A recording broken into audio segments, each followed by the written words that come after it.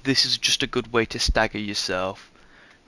Because, yeah, they're encouraging you not to group up, but it's a gamble.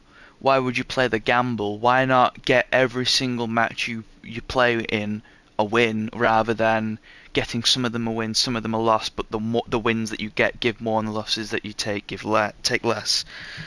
It doesn't seem smart. It just seems like you're going to stagger yourself if you do this. Like, purposely do this. Gain 25 points for a win, lose 25 points for a loss. Adds 3 points for each win in a row, up to 6 extra points. So you can only go on a 2 winning streak and it doesn't matter. An extra happy for kills and assists up to Grandmaster rank.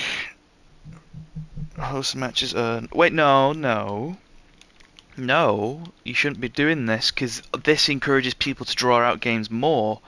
This will get players holding on to the shield breaker, going for kills, rather than planting the shield breaker, going for wins. You are encouraging games to be dragged out and farmed for RP. This is not smart. This is not smart whatsoever. Loss protection. Earn loss protection tokens for not leaving matches. Good. More severe leaving penalty counts as 2 strikes. Resets loss protection. I don't get that. What do strikes do? Does it just... I feel like they needed to put more here. Imbalanced protection. If the game is deemed imbalanced by player ranks, the favored team will have less points to win and more to lose. The weaker team will have increased points to win. It's what Overwatch does, but basically... if you're at the top, or if you're at the top of your skill division, all it means is that every win you get is going to give you less points, and every time you lose, you're going to lose a lot. Because the game considers you punching down, but ranks do not always equal skill, nor do they guarantee wins. So if you're the highest rank in a lobby, you are not guaranteed to win that match, but the game considers that because you are the highest rank, you should be guaranteed to win that match. You should have a higher chance of winning that match. But that's just not the case, especially in terms of smurfing as well. So what this means is, well, as I just said, if you're at the top of your division, you will lose more but win less. That's all that means.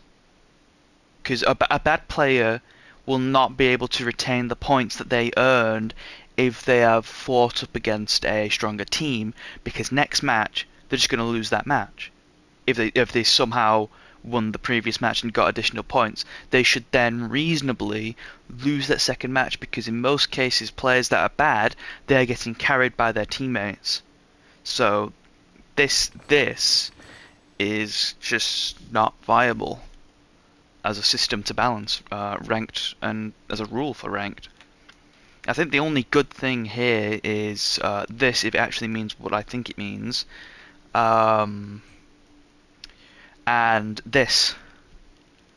But I don't exactly know what loss protection means. If it means that if someone leaves your game and you haven't left a game, then you're protected for that loss, then good. But if it's not every single time, then if a streamer is being stream sniped, or I guess any person, you don't have to be a streamer to be sniped like this, right? What that means is, assuming it's not every single time, if it's every single time, this doesn't matter. But if it's not every single time, then you will just lose anyway. You're going to lose those points that you would have protected against if it's not every single time.